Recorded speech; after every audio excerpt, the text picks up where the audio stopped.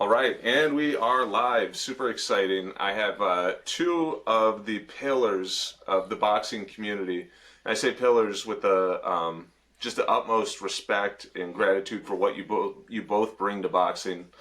The reason I actually came across I've known Bobby for years, but the reason I came across you, Roy, and the others that should have been here was actually rereading Russell Peltz's book, and he made a specific shout out to the guys who are, in fact, the backbone of boxing.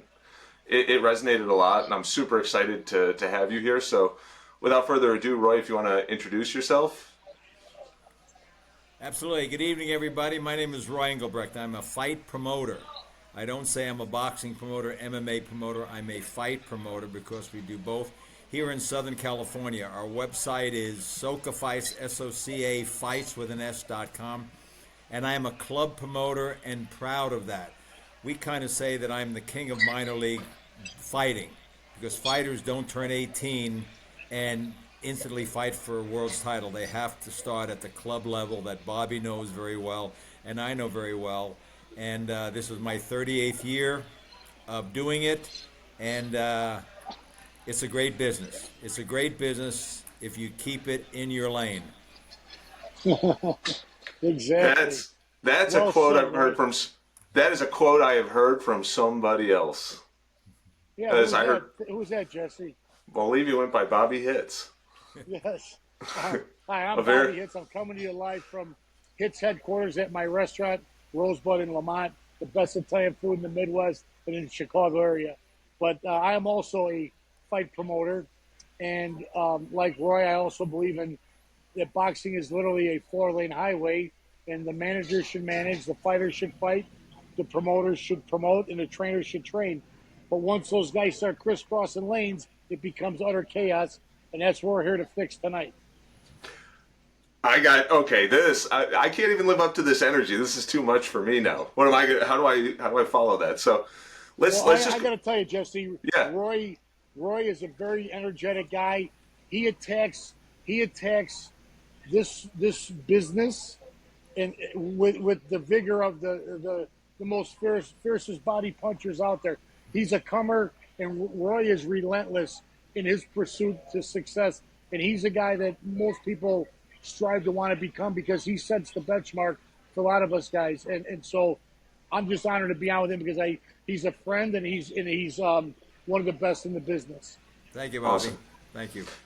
Okay, so first question for both of you, and I think it could just be an open discussion, but the term club promoter, a club fight, what does that really actually mean? What does that mean to people who are new to boxing or only watch maybe like the pay-per-view shows? What is a club promoter? Right, and that's a good question, Jesse, because a lot of people don't know when you say club promoter. That's why I kind of say minor league fighting, because we're kind of the AAA. You either are a club promoter or you're a top rank, the zone, you're a big guy. There really isn't any middle ground. You're a club promoter that you do your shows in a 1,200 to 1,500 seat venue, and you have 4 round fighters, 6 rounds if the guy will sell a lot of tickets, and that's what you do. It's about sports and entertainment at a club level because the people that come to your shows, unless the kid sold 100 tickets, those fans yell for him. Our fans don't really know. They're there for a good night, fun evening on a Thursday night. So you have to give them a lot of action that 4 round fighters do. That's really a club promoter or minor league promoter is how I like to define it. Yeah.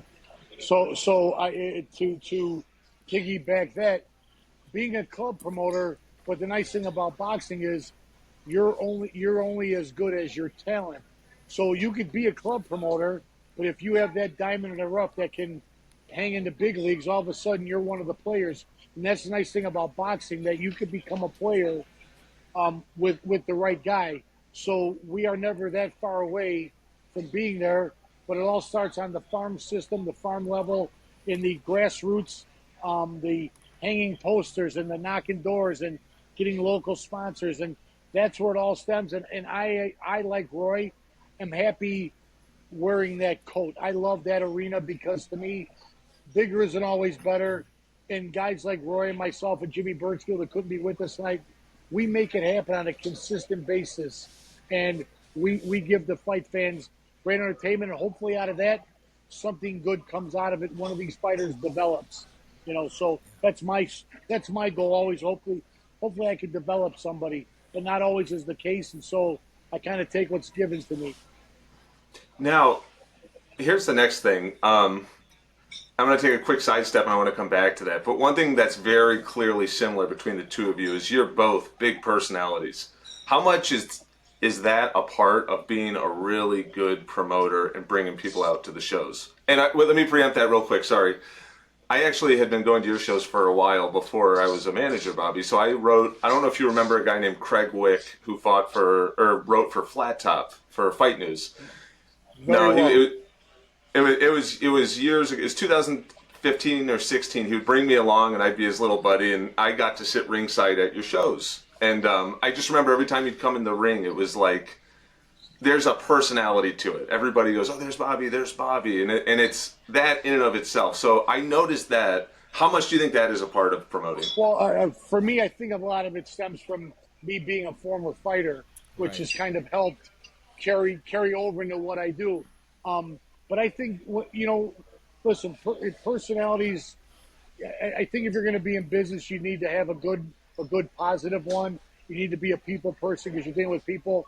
And just like in my restaurant, when someone leaves my show and they spend $2,000 on a table to come to one of my events, and they shake my hand, tell me what a great night, and they say, when's the next event? To me, that is success because he wants to come again and spend his money.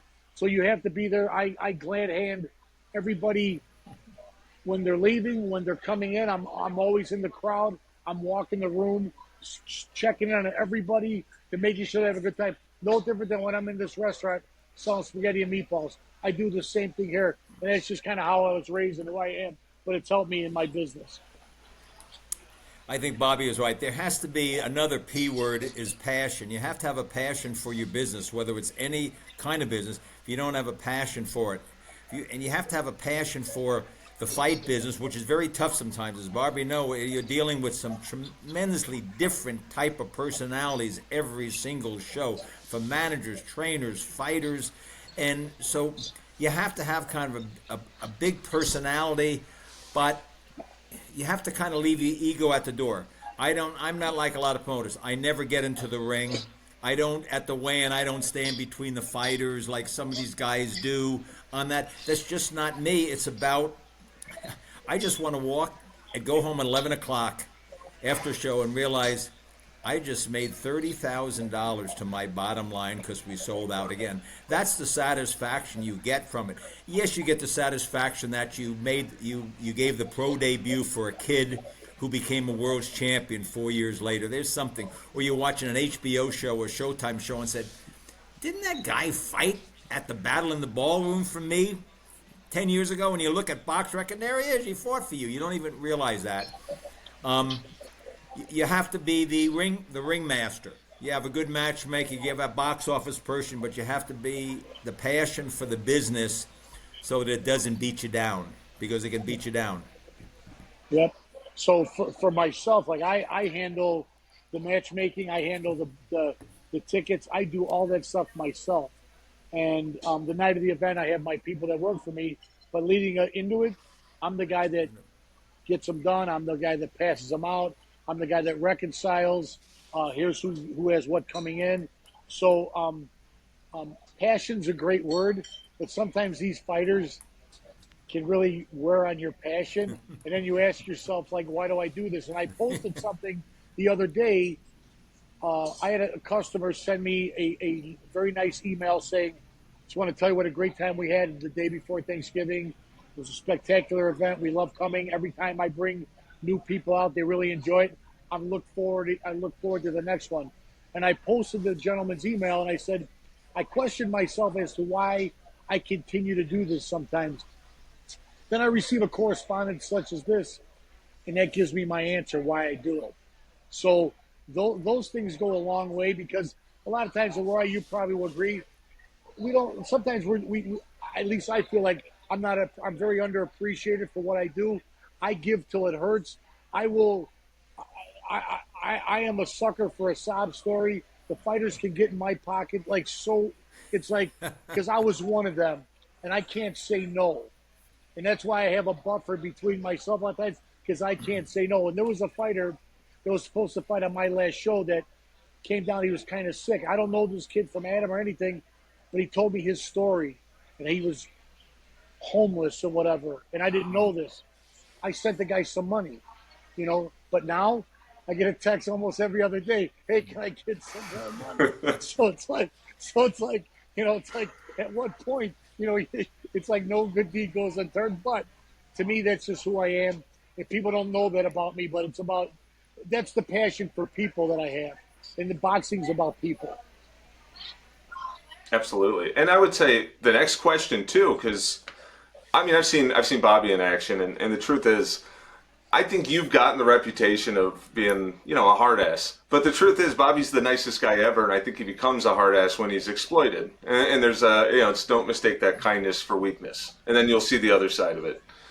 But that being said, Roy, it sounds like there's somewhat of a dichotomy where for you it's let's put the best show on, like whoever the best two fighters are to make a show where people can enjoy it. And that will also lead to the best ones, I'm assuming, rising to the top and moving forward out of the farm system. Bobby, it seems you take a more direct approach to let's match them up to build them up and get them to a certain point. Does that sound accurate? And if so, why do you guys each think your own method works? We don't, it's been my business plan that we don't sign fighters. I would say we don't sign fighters. We might sign a kid to a 4-fight deal because he made his pro debut when he sold 140 tickets. Well, if he sells 140 tickets, I don't want him going to LA with another promoter who realizes that, so I'll sign him to maybe a 4-fight deal. And because I want to keep him there and I want those 140 tickets. I mean, that's a big, I'm paying this kid $1,500 and he's giving me $6,000 at the weigh-in. That's a pretty good deal on that. Now, if I had a business plan that I had, and dollars are not the problem at all, I could certainly sign a fighter that I think could be potentially to be a prospect, but I'm a promoter. I'm not a matchmaker. I wasn't a former fighter of Bobby. If a kid's got good-looking hair and nice-looking trunks, he's my kind of guy. He's my kind of guy. He's going to sell tickets. So he might get knocked out in the second round, but boy, for one night, he looked good on that walk-in. So that's it. So we don't sign. We want local kids who, will put on a good show and sell a lot of tickets, and life is good. And we're in Southern California. There's not a shortage of 4-round young kids. The same with Bobby. I mean, we have more fighters in Southern California than Bobby has in Chicago, maybe any place in the country. We have 35 million people. You're going to have good ones. And we do a premier show, so fighters want to fight on our show. And I do MMA. I must say that. We're a hybrid. We were the first one. When MMA was approved in California in 2007, we got into it right away. Every one of our Fight Club OC shows, 4 pro boxing and 2 pro MMA, and it's done in a ring with the 5th rope, and we love that. It works for us. Yeah, I've stayed away from MMA because I don't know anything about it, and it's a different animal. There is. I think Roy, definitely from the entertainment perspective, covers all the bases. For me as a promoter, the way I look at it is my only tangible item is the fighter. And it has to be residual for me, because if I'm spending money to build your career, I should get some return on my investment. Absolutely. Because if I don't, I'm going to build a guy up to 8 or 10-0 because I'll do that for you. Then all of a sudden someone else is going to step in off of our hard work together, and then there's no benefit for me. So for a business model, to me, I like to be involved, and I have guys that sell a really good amount of tickets, but I'll have 4-round kids that I'll pay $6,000 or $8,000 to for a 4-round fight because that's the kind of box office they bring in. So it's all relative as to the who, what, where, how, and why, and it's really up to the fighter to blaze his own trail to create it, because I do billboards, I do everything I can do to showcase you. But your job is in the ring, and to me, if nobody wants to come and see you, why do I want to have you? You know, so to me, it's a double-edged sword. It's like, if I can't put you in a good fight, then what's your value? So I think for me, it's about everybody needs to create their value. Once you create your value, then there's a seat at the table, right? And I've lost some very good. I mean, there's a kid now that we signed pro debut. I signed him to a 5-fight deal. But I put in my contracts in commenting what Bobby said. I put in it's really not a promotional contract. It's a 5-fight agreement. But I put then that after the 5 fights, if within 1 year I have the right to match any offer, and if I don't match it and he signs with a manager or promoter, they have to pay me $5,000 before I release him. Because Bobby's right, I've invested to get this kid to 5-0. I might have to bring a kid in from Texas. I've got that expense. And if there's a kid right now, he fought his first 5 fights for me, 5-0, and we released it. We didn't have any more money. I didn't want to spend any more money. Kane Sandoval, I think he's 14-0 with 13 knockouts. Tom Loeffler has him. He is a great prospect.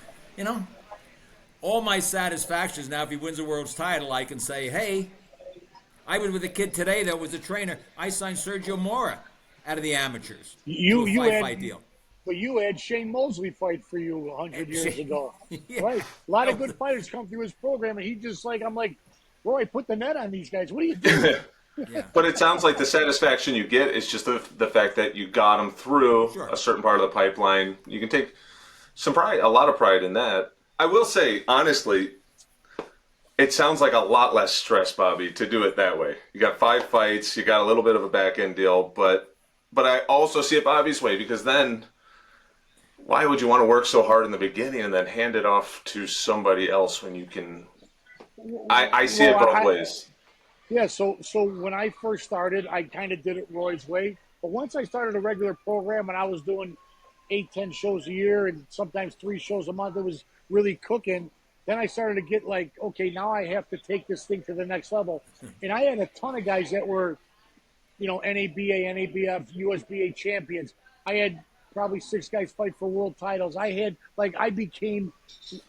knew that I arrived in this business when I had my guys #1 mandatory challenger, and I had to sue somebody in federal court. I'm like, is this what making it in the business is all about? And it was the most depressing day of my life, because I worked very hard to get somebody there, and someone came and tried to poach my fighter.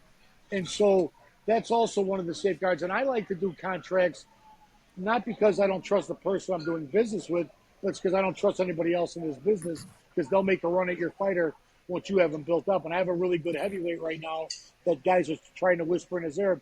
Thank God he's loyal. Thank God I have him on paper, because he's 14-0, and now they're coming out of the woodwork. Yeah. Loyalty is in short supply with fighters a lot of times. Yeah, I've been really blessed. So I've had a lot of guys I've had handshake deals with, and most recently, like Mike Hollywood Jimenez. He had a tremendous career. We fought in the Mayweather-Pacquiao undercard. We went as far as we can go, and we did the whole thing on a handshake. Just the loyalty, it really melts my heart, because that's a super loyal kid, and everybody was coming at him.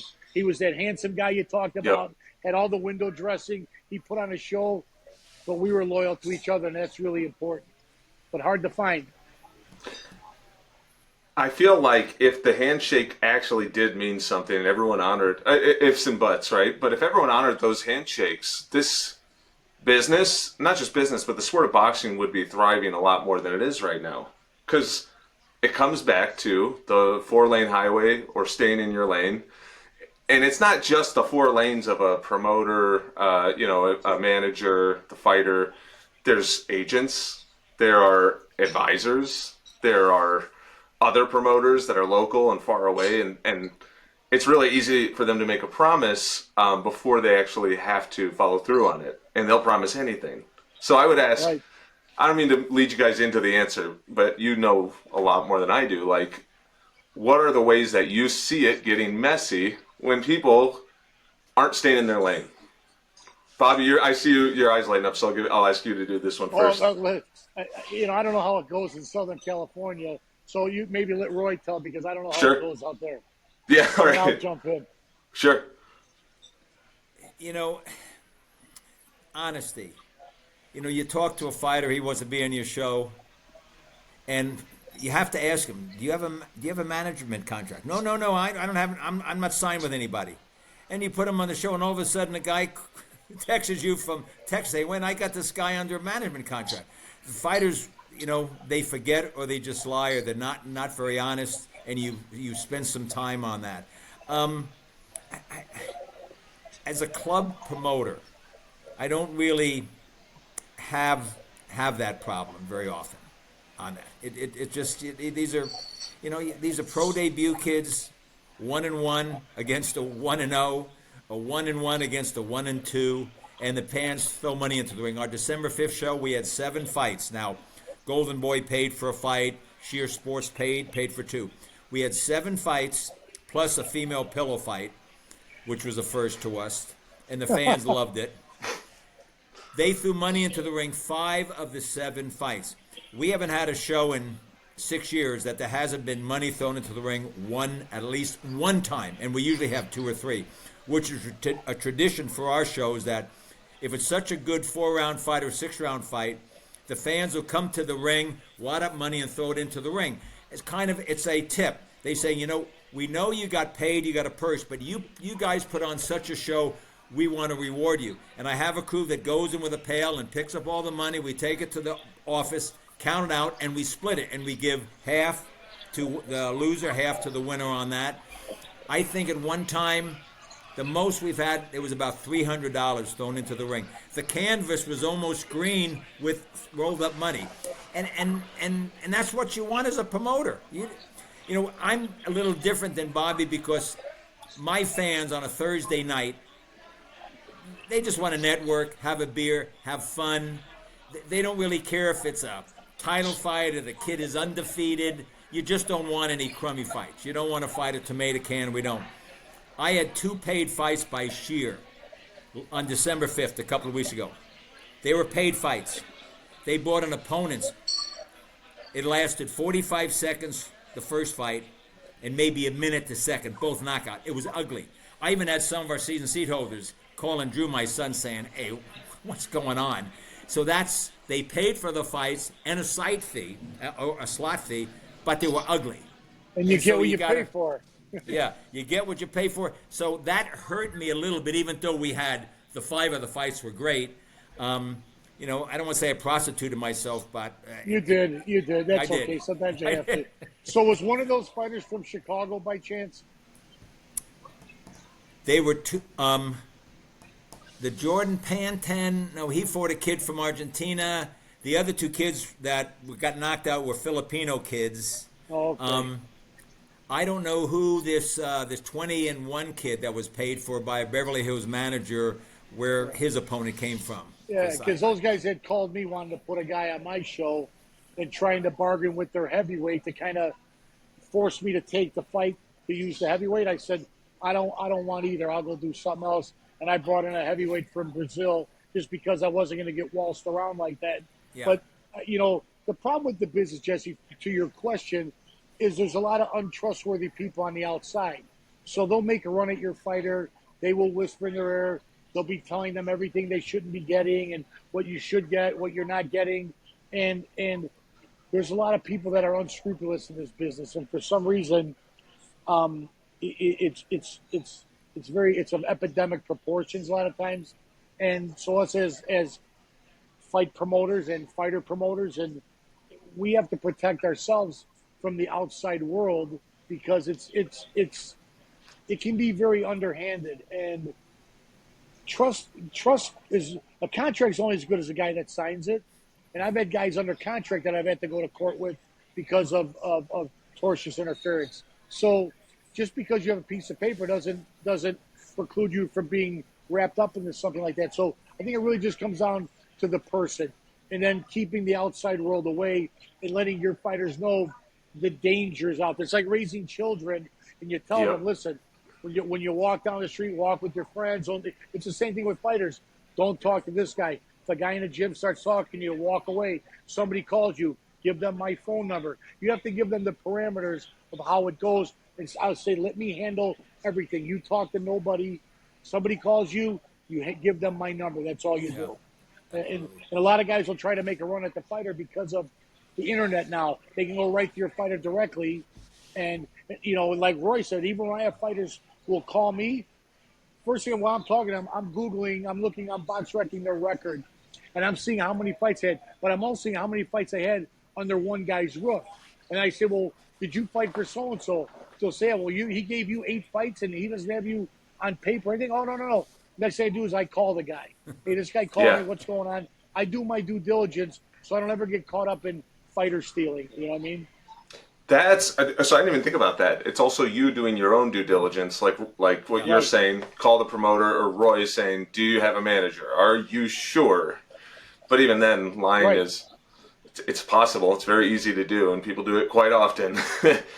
Let me ask this. First of all, I thought when you said they threw money in the ring, it was a metaphor until you told me they literally threw money in the ring. That is pretty crazy and wild.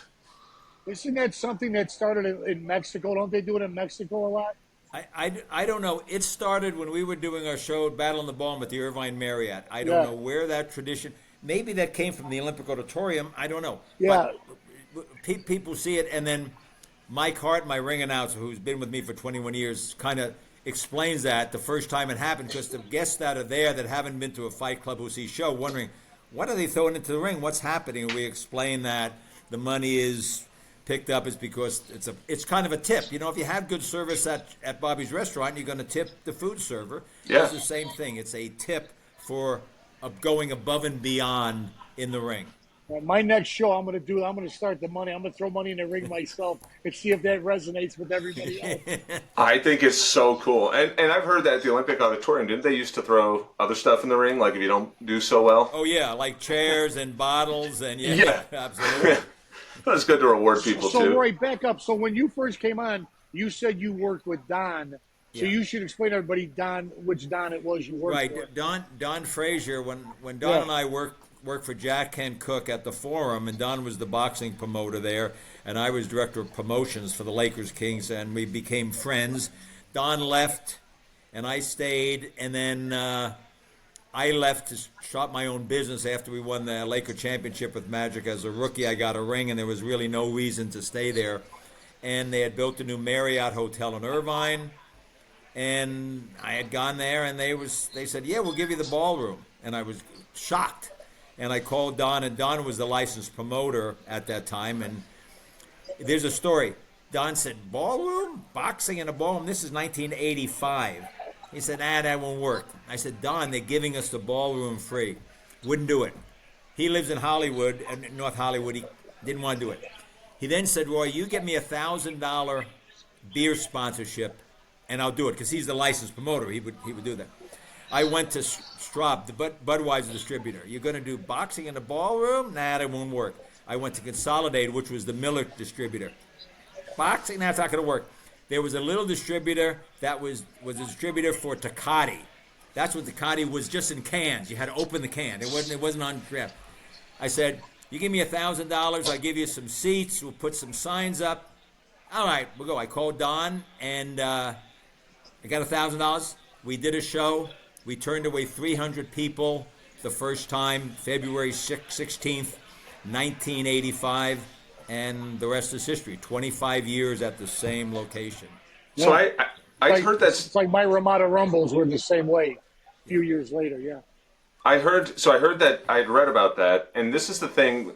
This is just my ignorance, and I like to learn. So you have a free venue, right? So that's completely free. Why was it so critical to get $1,000 beer sponsor? Was it just to validate it, or I just think that's when we were paying fighters $300 to fight, a 4-round fight, and so forth. And I just think Don didn't think anybody would be interested. And then Don, after we did it, I did all the operations, ticket sales, and so forth. Don did them. He kind of did the matchmaking, and then he would just sit. And with a cigar that he didn't light it up and so forth. And we did it all. And then Don he was an older guy, and then after 4 years, I bought him out, and we became Battle in the Ballroom and did it. But Don was a publicist before he became a promoter, so he kind of had that ability to kind of create these stories, about fighters, whether they were true or not. It's called embellishing. So I want to take a step back because both of you had said you are essentially, it's like the minor league. It's a critical thing in boxing to have. Because for every Olympian or 10-time national champion, there's a guy who just needs to be brought along a little bit. So I'll ask a different question. What happens if there is no more minor league? There is no more pipeline. There aren't the club promoters who are putting on fights. What happens to boxing then? Well, it won't. Well, I think you'll have the club promoter is here to stay. I think you'll have some major guys that maybe are going to lose a TV contract and going to be in trouble. Or they're going to lose a big fighter. I mean, you lose Canelo, you lose some of your money makers, and you're going to have to eliminate or fire some of your staff. You can't pay your bills. We're in the rental business. I was with somebody today. I'm at a breakfast where we were talking about some things. I said, I'm in the rental business. I read Wayne Huizinga's book. Wayne Huizinga owned Blockbuster Video. He said, be in the rental business. I'm in the rental business. I rent the ring. I rent the announcer. I rent the ring card girls. I rent the fighters. I rent the referees. I rent the doctors.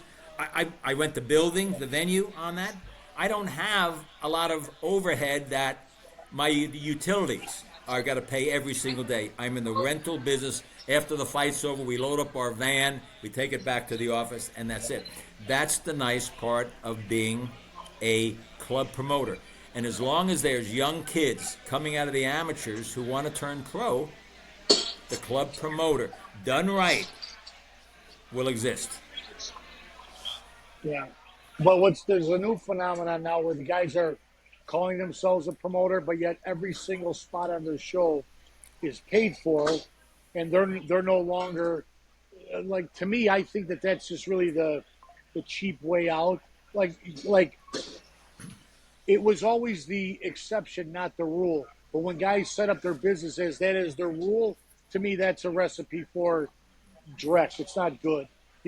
Back when I first started, so back when 85, when he started, I had just turned pro as a fighter. So by the time I started, this was like 90, 91 maybe. And, you might have a guy from France, a promoter from France, the Carey's brothers or somebody, who sent the guy over to the States here in Chicago and say they want to put one of their guys on and they'll pay for it.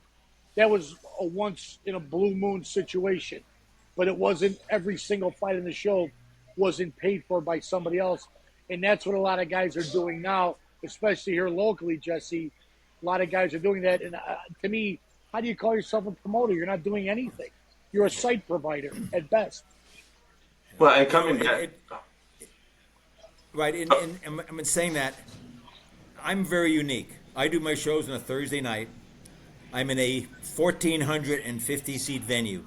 I have almost 500 season seat holders that have been with me that book all 6 shows. The first 4 rows are gone with season seat holders. So, and with fighters selling tickets, I can put on some paid fights because I've got 3 local fighters or 6 fighters and 3 bouts that'll sell the tickets. I have no more tickets. We haven't had it we've had it so standing room only for the last 3 years because we sell out. We don't have a big venue. That's what we teach at Fight Promoter University. You're a club promoter. You're not an arena promoter. You're a club promoter. Think about it in a club environment, and that's what we can do. But Bobby, right? But I had to meet a guy called me, Vadim, 12 years ago. He said, "Roy, I got a kid I'm signing, Dimitri Bevo. And he's just coming over to the United States. Can I put him on your show? I'll pay for it." I didn't know Dimitri Bevo.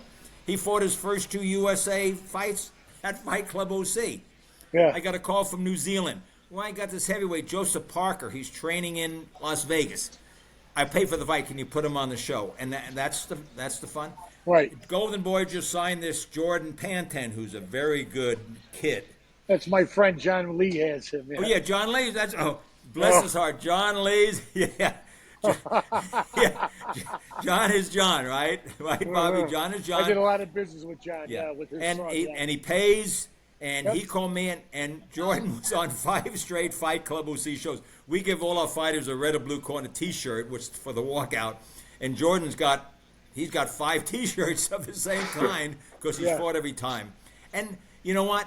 John was willing to match him with some good kids, so it wasn't a Always, 30-second. No. He put him. I think he turned him pro or had maybe his second pro fight was on one of my shows, and then he called me and said, I'm going to start bringing him by Roy because the kid's from Hawaii, so it's closer to go to you. And it's been a great thing for him. And I know I talked to him the other day.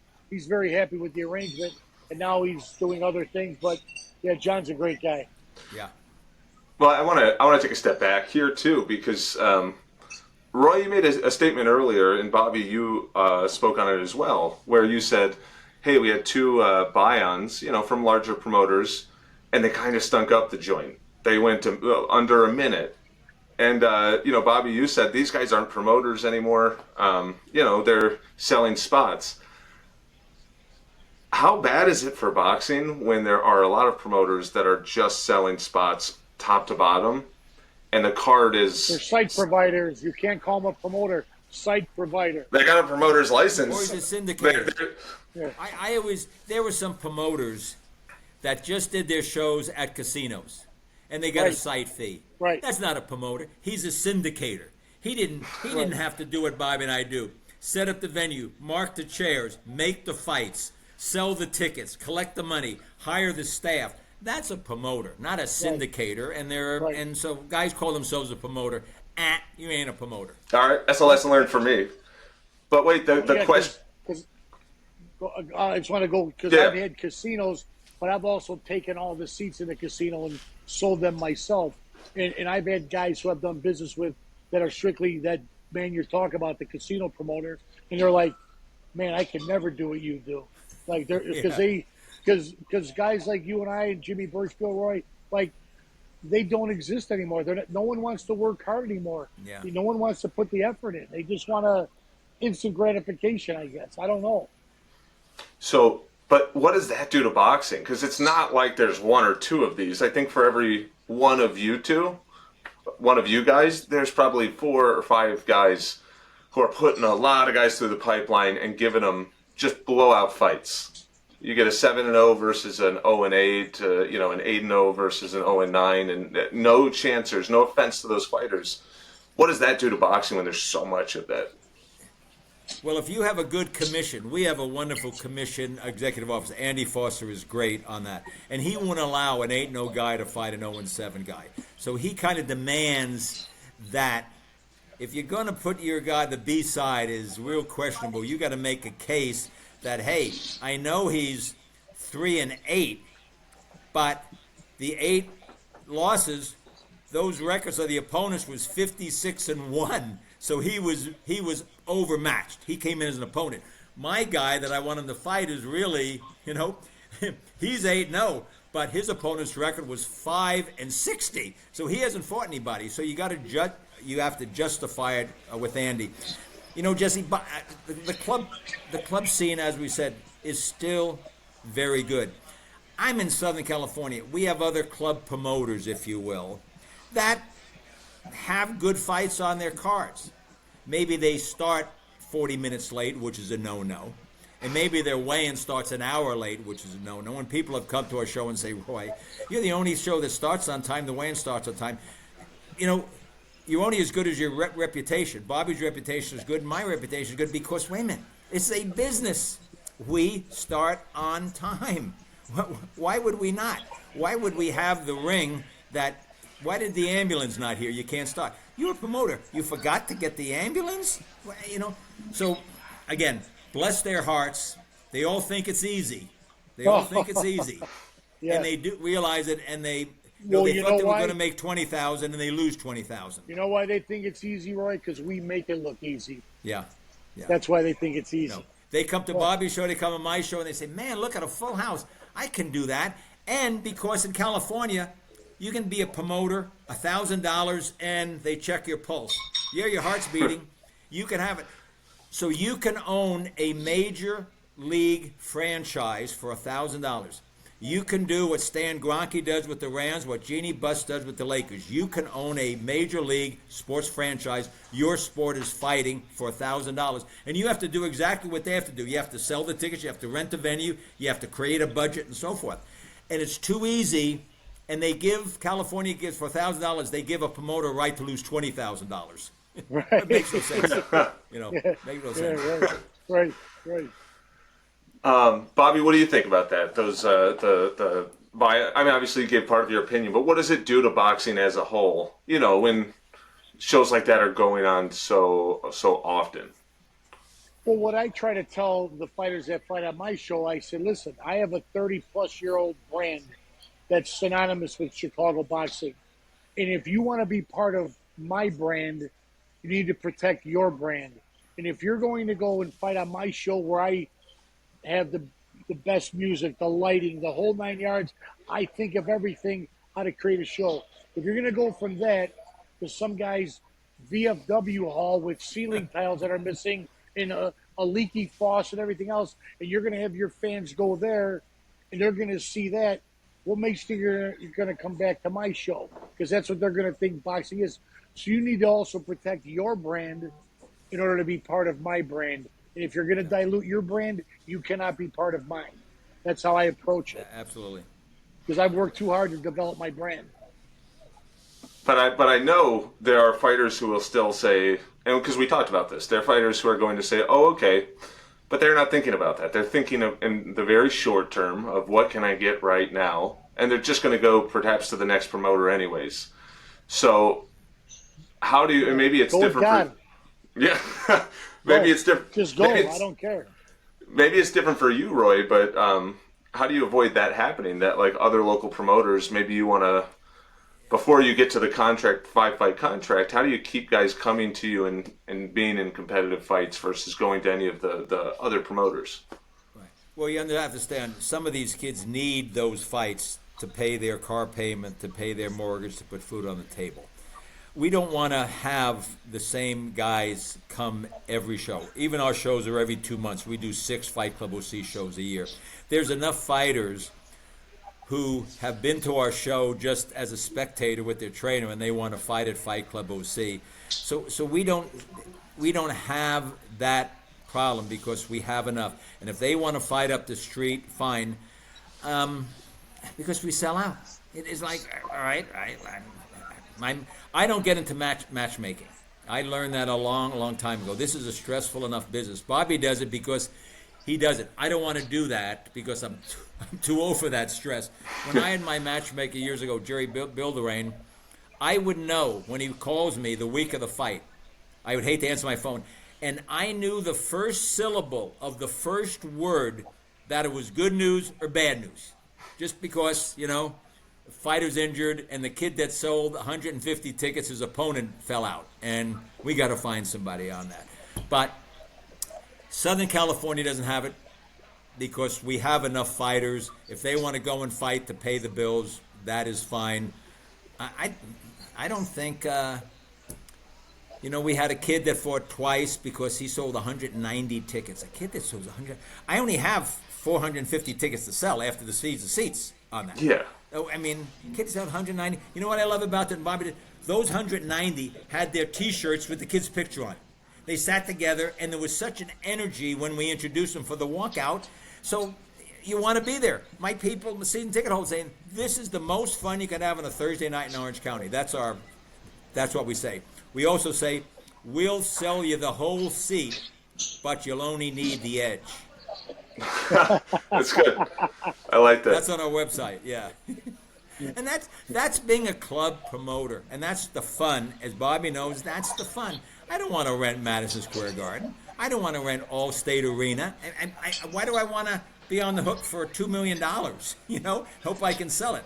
I don't do any TV. I do TV on Triller TV.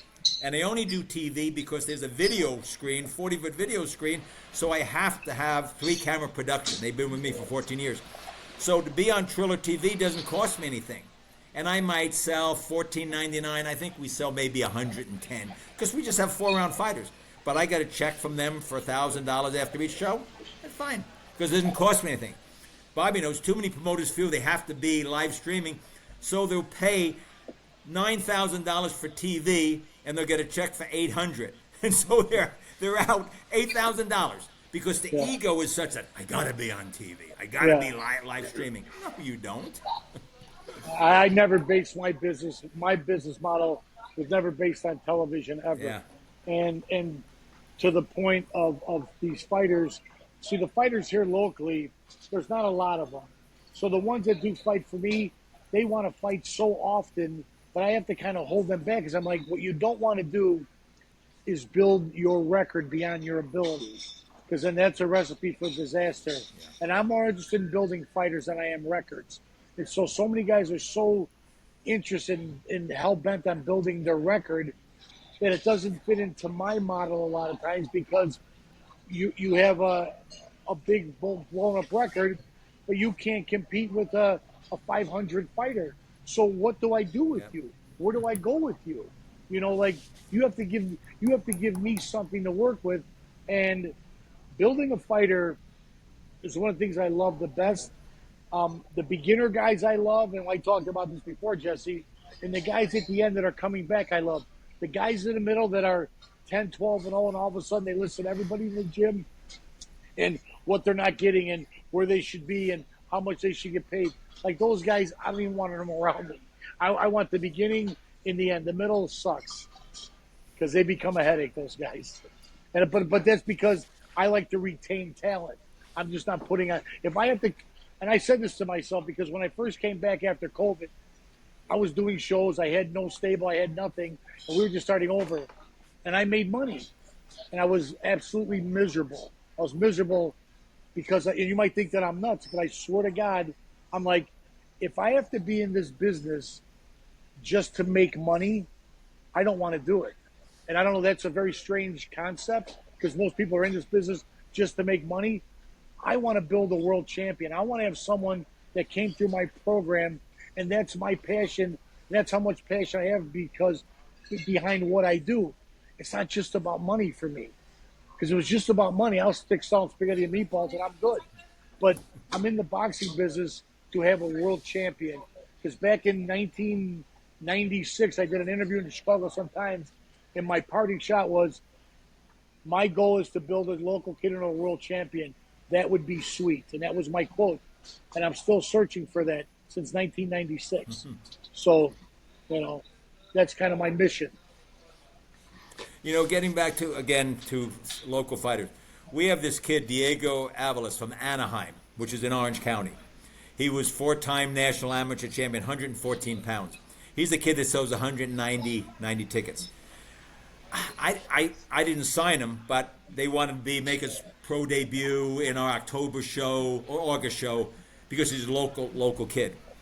He's a great talent at 114. Big punch.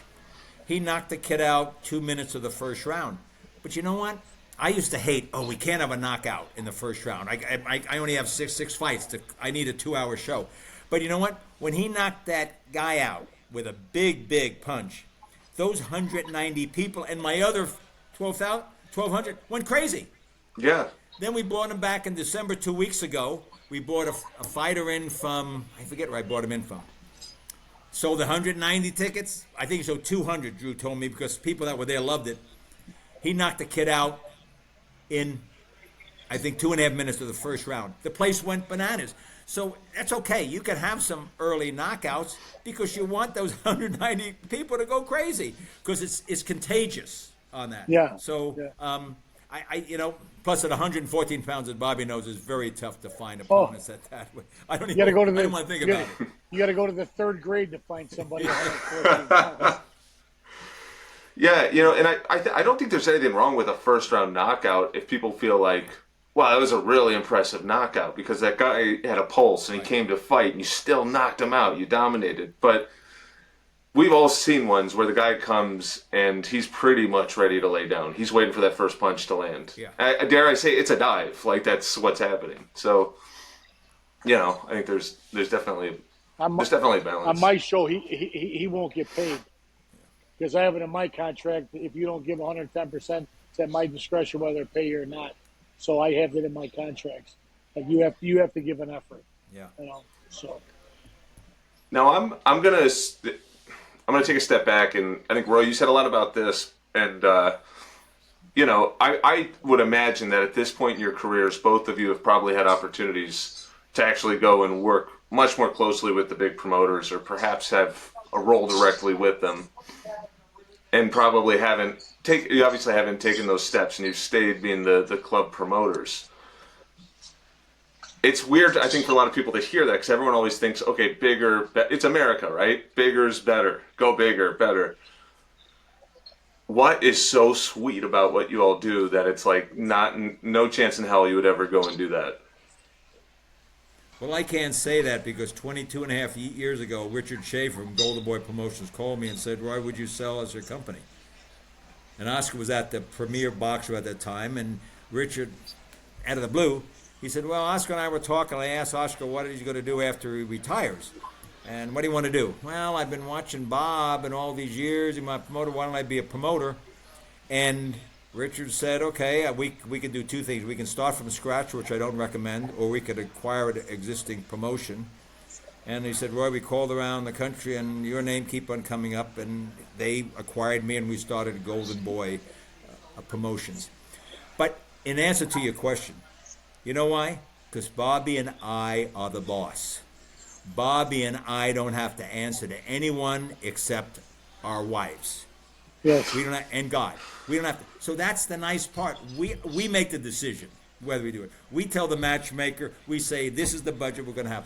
That's the nice part of not being now. And I have no desire to be Bob Arum.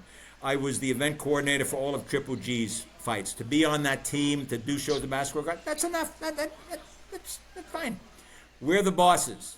Bobby's the boss of Hitz Boxing. I'm the boss of Soca Fights. And that's the plus of doing it. That's the plus of being a club promoter. And why would you want to be a big-time guy? like Frank Sinatra said, I did it my way, Yeah, right? absolutely. And so, but we sink or swim by our decisions, right? And so it's our vision that's carried through fight night, and it's that entrepreneurial spirit that you have. That my biggest fear was always being an employee. It's always my biggest fear, and so to me, that's why I've always maintained, my independence in that regard. And sometimes being the boss isn't the most fun thing in the world either, because it all falls on you. And it could be, I don't know about you, Roy, but for me, because I'm on top of the matchmaking and make sure the travelers are and everything's there, it's, travel day, and my phone's ringing at 2 a.m. So and so stuck at this airport. And it's like, Yeah. and I'm quarterbacking it, from my bed, like, okay, do this, call this guy. It's like, and it's like when the show was over with, I felt like I just went 10 rounds, Yeah. when it's over with. But I get back up the next day and I just right back at it again. And it's, it's kind of how we're made, I think, and it's, if it was easy, everyone would do it. So it's definitely not easy. People don't see what Bobby's talking about. They just see us at the show with a full house, shaking hands and enjoying it. They don't realize the sweat and the stress and the anxiety that went into the 2 weeks before the week of the show on that. And that's why we do it. It's a high for us. It's a high for us. When the show comes off, it really comes into play, and you are just it's magical. It really is. Yeah, absolutely. Yep. Awesome. So I think that reminds me a lot of Bobby. I think you probably know Hot Doug's I think it was in Wrigleyville for many years. It was a hot dog place with exotic meats. And it was one of those types of restaurants where the line would be 40 people out the door every single day. And they kept telling the guy that owned it, Doug, who worked the front counter, why don't you expand? Why don't you have several locations? You could make 10 times more money. And he'd always say, why? I love what I do. Why would I want to do anything more? Why would I want to have other people involved? There's something to a small business versus once it becomes big, it takes a lot of the joy out of it. And I see that all the time, like in corporate America. It's never the same once it hits a certain size. No, it's true. I've had guys that want to invest in my boxing business. Let me put some money up and we could do this. I said, no, I'm fine. Because I know how volatile the business could be. and I would never want to be that responsible for someone else's money. I'll go lose my money all day long, but I'm not losing somebody else's. Jesse, in response to what you're saying, because we sell out, and we sold out at the Irvine Marriott, people would come up and say, Roy, why don't you go to a bigger place? UC Irvine, University of California, Irvine is 10 minutes away. They have the Bren Center, 5,000 seats.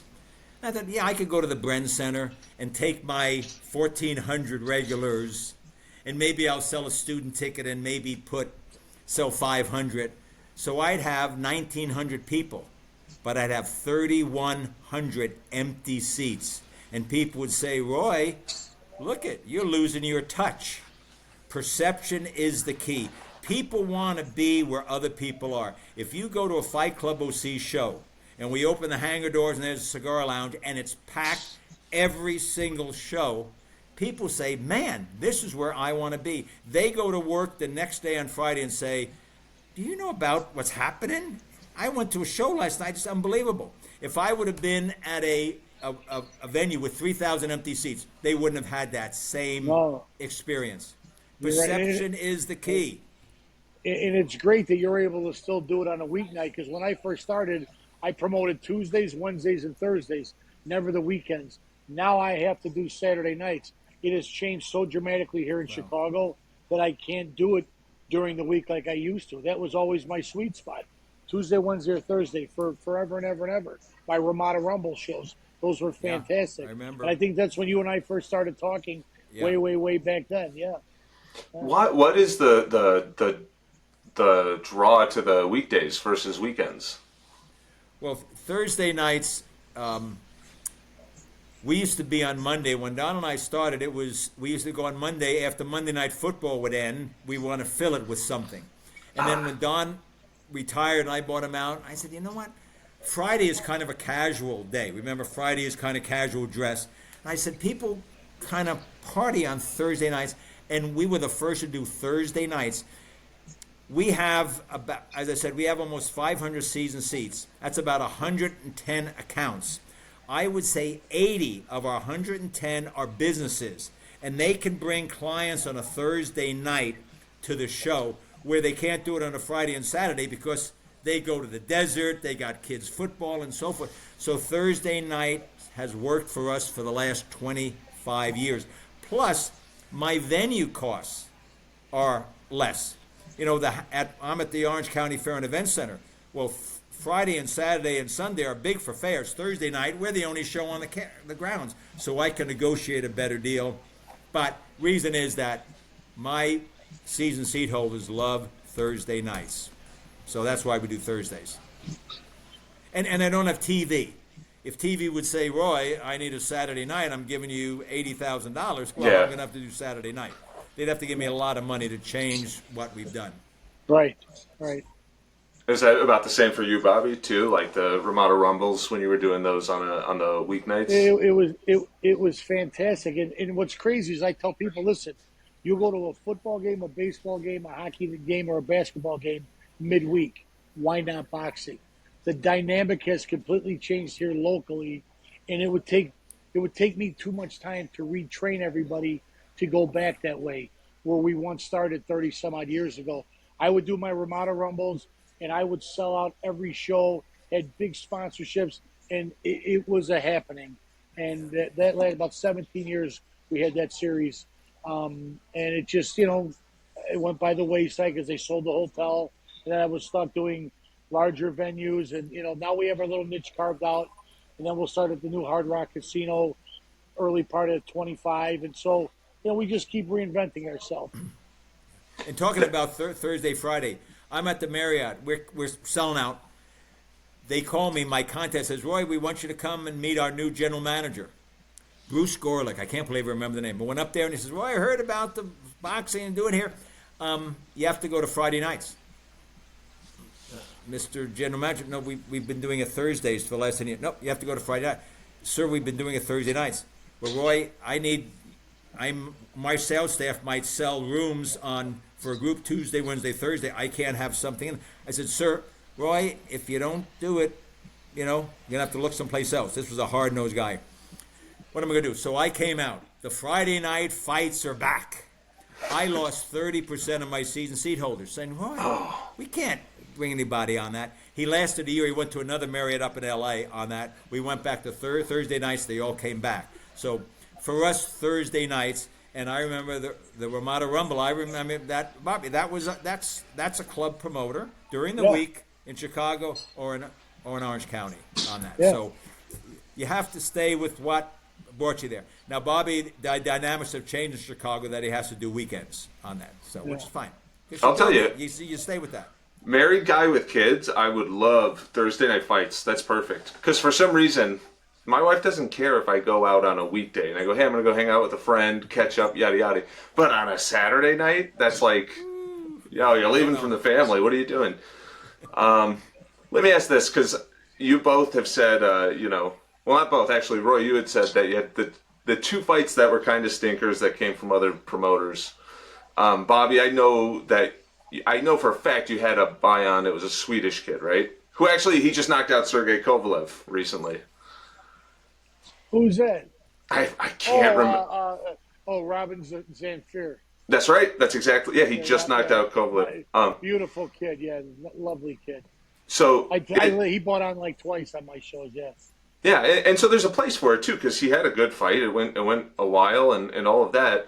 Well, the nice thing about it was he didn't come in wanting to fight like some rum dum. He came in so he bought himself a real fight, or what was perceived to be a real fight, which is all I can ask for. However it turns out in the ring, I can't do anything about that. But on paper, how it looks, the perception becomes people's reality. So I always want the perception to be a positive one. Well, I'll tell you this: that guy that he fought took a lot more punishment and lasted longer than Sergey Kovalev. So I think it was a pretty good matchup.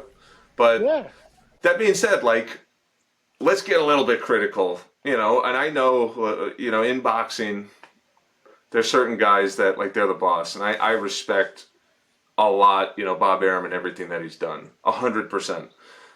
Is there anything he could be doing differently to affect boxing more positively from where he is and the team at Top Rank? I don't think so. I think he does what works for him. His business model works for him. Roy's works for him. Mine works for me. Jimmy Birchfield's works for his. Artie Palulo's works for his. Everybody has a business model. And so it's not any of our jobs to be the savior of boxing. It's our job to do what's best for the boxing that we do. And hopefully, if you build it, they will come. But I just think we just keep doing what we do, and it will turn itself around. And my goal is to build someone out of my program. So that's my goal.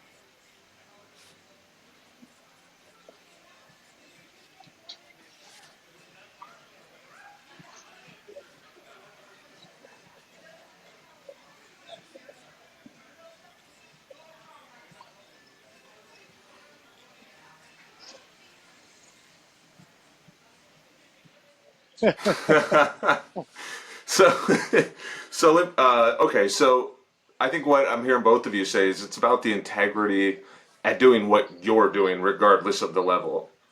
Respecting the integrity of the sport, the integrity of the product. Well, what I like to do for myself is, from an integral perspective, is everything that's on my show is part of my show. My ring announcers, my round card girls, my DJ, that can only be seen at a Hitz boxing show. And so it's important to me to keep that continuity, because if my guy wants to go work everywhere else, then you can go work. So I've developed in the last 20 years 3 pretty prominent ring announcers through my program. One being Mike Williams, another one Amy Hayes, and Roy Flores.